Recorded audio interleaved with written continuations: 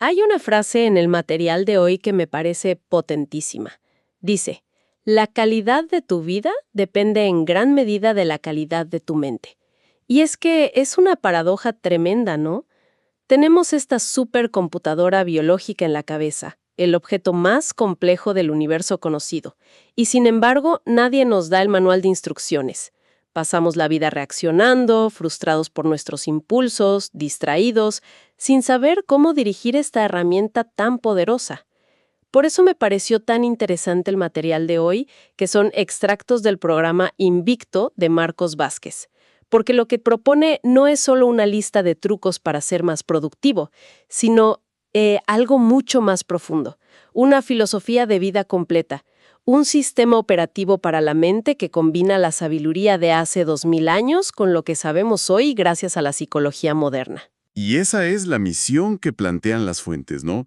Ver cómo los principios de filósofos estoicos, nombres que suenan a examen de historia como Séneca, Epicteto o Marco Aurelio, pueden ser una herramienta increíblemente eficaz contra problemas muy del siglo XXI.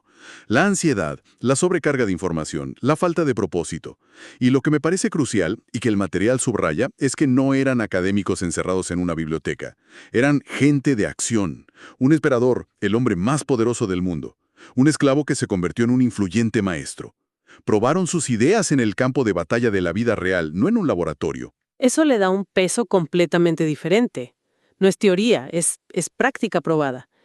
Entonces, si tuvieran que resumir el objetivo de toda esta filosofía en una sola pregunta, ¿cuál sería? Porque me imagino que va más allá de solo ser feliz. Exacto. La pregunta central que intentan responder es ¿cómo vivir una buena vida? Y para eso tenían un concepto central, uno que es difícil de traducir: eudeimonia. A menudo se traduce como felicidad, pero, bueno, es una traducción un poco pobre, ¿no? La felicidad la asociamos a un estado emocional pasajero, estar contento, alegre. Eudeimonia es más profundo.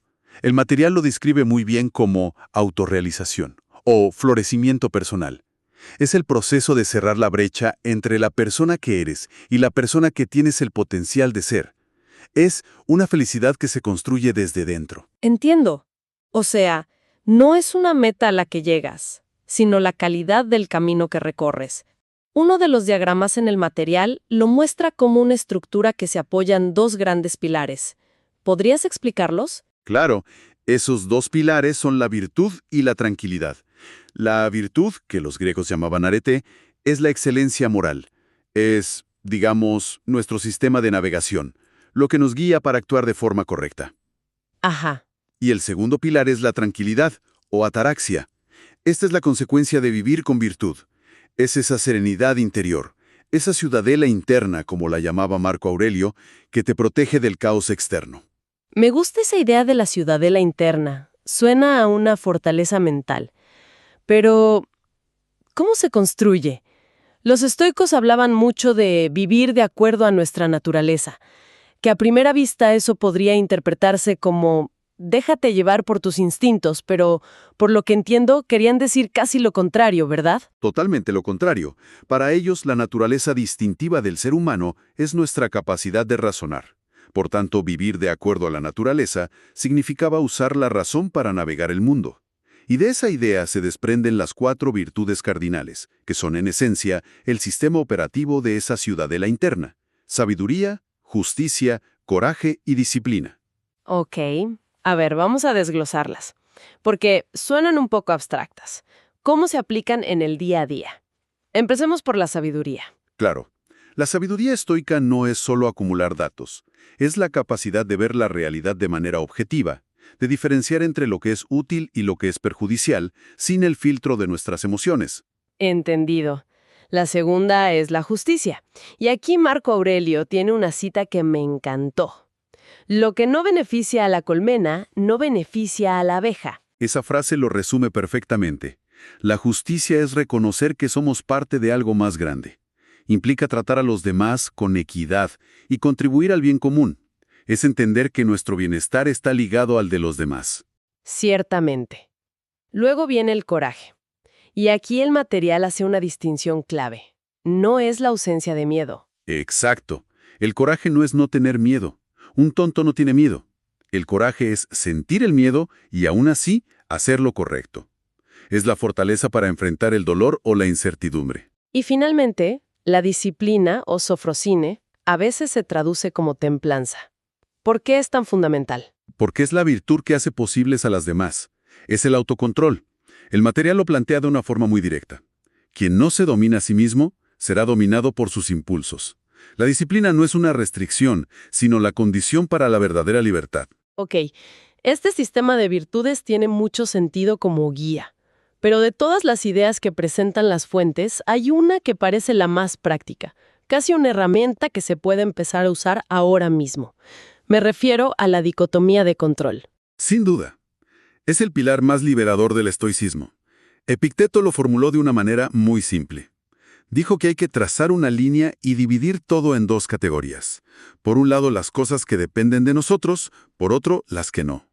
Nuestra paz mental depende de enfocarnos al 100% en la primera y aceptar la segunda. A ver, un ejemplo moderno. Estoy en un atasco de tráfico. Voy a llegar tarde a una reunión. Lo que no controlo es el atasco. Lo que sí controlo es mi reacción. Puedo estresarme o puedo respirar, avisar que llegaré tarde. Esa es la idea. Esa es exactamente la idea. Y el material que analizamos va un paso más allá y presenta lo que llama la tricotomía de control, que es aún más precisa. Distingue entre 1. Cosas bajo nuestro control total, como nuestras decisiones. Ajá. 2. Cosas sobre las que no tenemos ningún control, el clima, el pasado. Y 3.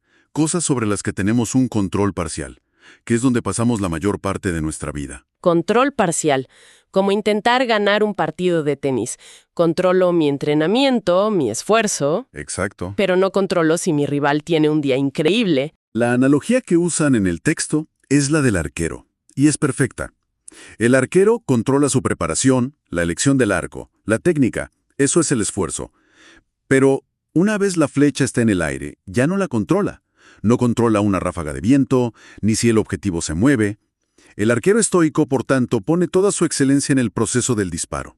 ¿El resultado? Bueno, lo acepta con ecuanimidad. Entiendo lo de enfocarse en el esfuerzo, pero ¿eso implica aceptar cualquier resultado? ¿Cómo se llega a un punto en que no solo toleras el destino, sino que, como dicen, llegas a amarlo? El concepto de amor fati suena casi sobrehumano. Es un ideal, desde luego, pero la lógica detrás es poderosa. No se trata de un amor pasivo, es una aceptación activa. La analogía del perro atado a la carreta lo ilustra muy bien. Imagina un perro atado a una carreta en movimiento. El perro tiene dos opciones. Puede entender la situación y trotar alegremente al lado de la carreta, o puede resistirse, clavar las patas, luchar. Y ser arrastrado igual. Exacto. El destino es el mismo. Va a ir a donde vaya la carreta. Pero la calidad de su viaje es radicalmente diferente. Amor fati es elegir caminar con la carreta. Esto me lleva a otra idea que, debo admitir, me costó asimilar al principio. La idea de que casi todo en la vida es indiferente. Para un estoico, lo único bueno es la virtud y lo único malo es la falta de ella. ¿Significa que la salud, el dinero, no importan? Es una de las ideas más radicales y, sí, más fáciles de malinterpretar. A primera vista suena inhumano, tienes razón. Pero la clave está en el matiz. Cuando un estoico dice que la salud es indiferente, no quiere decir que no le importe. Lo que quiere decir es que el valor moral de una persona no reside en tenerla o no.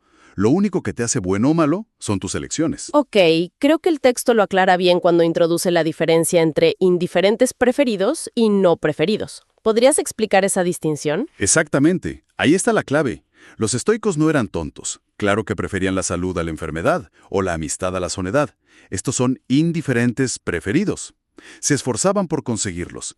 Pero, y esta es la gran diferencia, su tranquilidad, su eudaimonia, no dependían de tenerlos. Si los perdían, no se rompían por dentro. Séneca lo resumió de forma brillante.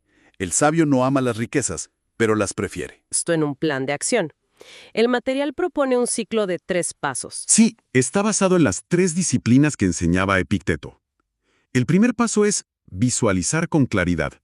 Se trata de la disciplina de la percepción. Se consiste en dominar nuestras emociones para ver el mundo de la forma más objetiva posible. Es autoconocimiento. Una vez que tienes esa claridad, ¿cuál es el siguiente paso? El segundo paso es actuar con determinación. Esta es la disciplina de la acción. Una vez que la razón te ha mostrado el camino correcto, tienes que recorrerlo. Superar la procrastinación, el miedo. Y el ciclo se cierra con la tercera disciplina. Exacto. Resistir con disciplina. Esta es la disciplina de la voluntad. Porque una vez que actúas, aparecerán obstáculos, tentaciones. Esta disciplina consiste en tener la fortaleza para soportar las dificultades y mantener el rumbo. Y lo crucial es entender que es un ciclo. La acción te da nueva información, lo que refina tu claridad. Y esa claridad te fortalece para resistir. Es un entrenamiento constante. Y para llevar a cabo este entrenamiento, el estoicismo no se queda en la teoría. El material habla de un armamento estoico, un arsenal de técnicas mentales. Me sorprendió ver cuántas de estas técnicas son la base de terapias modernas, como la terapia cognitivo-conductual. Es absolutamente cierto. Los estoicos eran psicólogos prácticos. Vemos un ejemplo concreto que al principio suena contraintuitivo. La premeditatio malorum. A ver, un momento. ¿Eso significa pensar en cosas malas a propósito? Pero, ¿no es eso básicamente una receta para la ansiedad? Suena como lo opuesto a lo que uno buscaría. Parece una contradicción, ¿verdad? Pero su efecto es el contrario si se hace correctamente. No se trata de preocuparse de forma obsesiva, sino de dedicar un tiempo, de forma racional, a visualizar los peores escenarios. El propósito es triple. Primero, te prepara. Si algo malo ocurre, el golpe es menor. Es como un simulacro de incendio para la mente. Entiendo. Es una forma de vacunarse contra el shock. ¿Cuáles son los otros dos beneficios? El segundo es que combate la adaptación hedónica. Esa tendencia a dar por sentadas las cosas buenas. Cuando visualizas perder tu salud, de repente aprecias mucho más poder respirar bien hoy. Es un potenciador de la gratitud. Claro. Y el tercer beneficio es que te hace más resiliente. Te recuerda que tienes los recursos internos para afrontar la adversidad. Es una herramienta muy potente. Y va de la mano con otra que mencionan. Memento mori. Recuerda que morirás. De nuevo, suena un poco oscuro. Totalmente. Pero no es una idea morbosa para deprimirse, sino el filtro de prioridades definitivo. Recordar que tu tiempo es finito te obliga a preguntarte, ¿es esto en lo que quiero gastar mi tiempo? Steve Jobs lo dijo en su famoso discurso. Recordar que voy a morir pronto es la herramienta más importante que he encontrado. El memento mori estoico es exactamente eso, una brújula que te orienta hacia lo que de verdad importa. Entonces, si intentamos unir todas las piezas, ¿qué nos queda? El estoicismo, tal y como lo presentan, no es una filosofía de resignación pasiva, es un sistema operativo para la mente, muy práctico, diseñado para construir una vida de propósito en un mundo caótico. El objetivo final, como dice el programa, es lograr más y sufrir menos. Esa es una excelente síntesis. Y para cerrar, el material nos deja con una metáfora muy poderosa. El mito de Hércules en la encrucijada. Cuenta la leyenda que un joven Hércules llegó a un cruce de caminos y se le aparecieron dos diosas. La primera, Caquia, le ofreció una vida fácil. Un camino llano, placentero, lleno de lujos, sin ningún tipo de esfuerzo. Le prometió que nunca conocería el dolor. La oferta tentadora, sin duda. ¿Y la segunda diosa? La segunda era Arete, la diosa de la virtud. Ella le ofreció un camino completamente distinto. Estrecho, empinado, rocoso. Le advirtió que conocería el sudor, el dolor y el esfuerzo. Pero le prometió que a través de ese camino forjaría su carácter, desarrollaría todo su potencial y alcanzaría una felicidad profunda, duradera y auténtica. Hércules, por supuesto, eligió el camino de Arete. La reflexión final que proponen las fuentes es que todos nosotros, cada día, en cada pequeña decisión, nos encontramos en esa misma encrucijada. Al elegir entre quedarnos en el sofá o ir a entrenar, entre la distracción o la concentración. Y la pregunta que queda flotando es, ¿qué camino se está eligiendo? ¿El de la comodidad inmediata de Caquia o el del esfuerzo significativo de Arete, que aunque incómodo, es el que nos construye en la persona que aspiramos a ser?